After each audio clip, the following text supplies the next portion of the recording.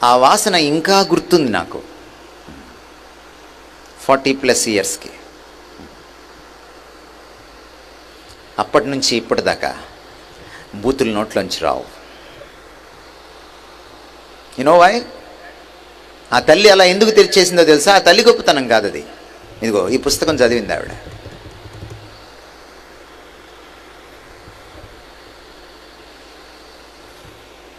కరుణాకర్ సుగ్గునా చెప్పినట్టుగా ఇది బూతు పుస్తకం కాదు, ఇది పవిత్ర గ్రంథం.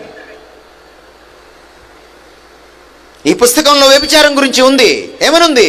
చెయ్యొద్దని ఉంది, చేయమని లేదు. ఒక దైవజనుడు వ్యభిచారం చేస్తే ఈ పుస్తకం దాచిపెట్టలేదు, ఖండించింది.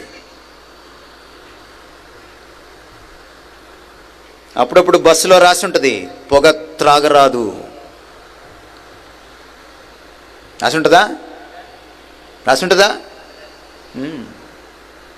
నేరం గురించి చెప్పడం నేరం కాదు, తప్పు గురించి చెప్పడం తప్పు కాదు.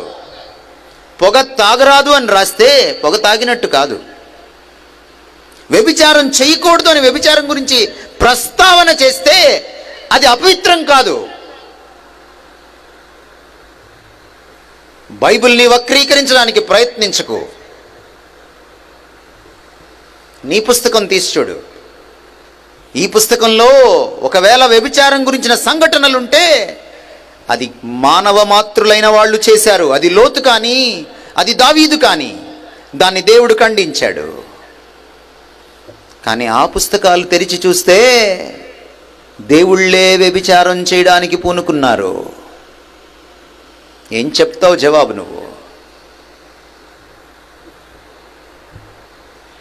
ఇక్కడి నుంచి 3500 సంవత్సరాల క్రితం నైతిక విలువలకు సంబంధించిన, నీతి న్యాయాలకు సంబంధించిన డైలమాని తొలగించడానికి మోషేని పిలిచి దేవుడు ధర్మశాస్త్రాన్ని ఇచ్చాడు.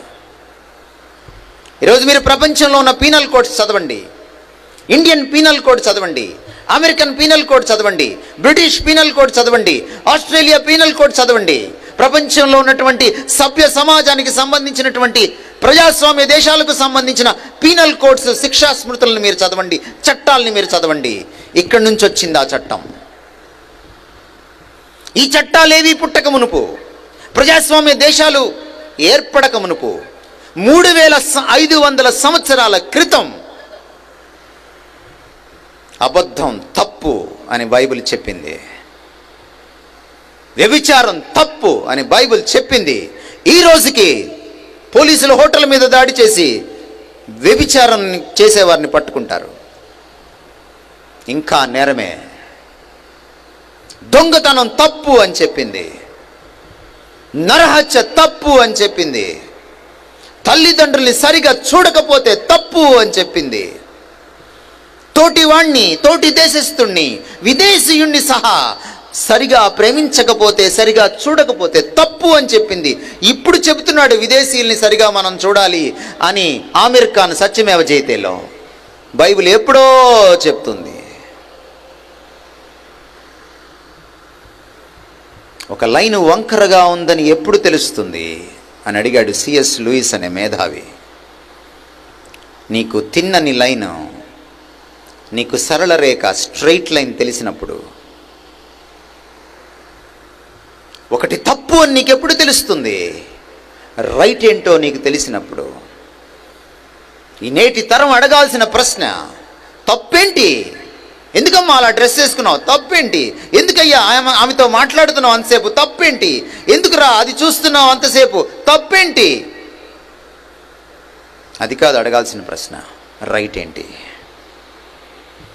సరళ రేఖనిచ్చేది ఈ పుస్తకం. ఈరోజు అమెరికన్ కాన్స్టిట్యూషన్లో 38% ద్వితీయోపదేశ కాండంలోని డైరెక్ట్ కొటేషన్స్.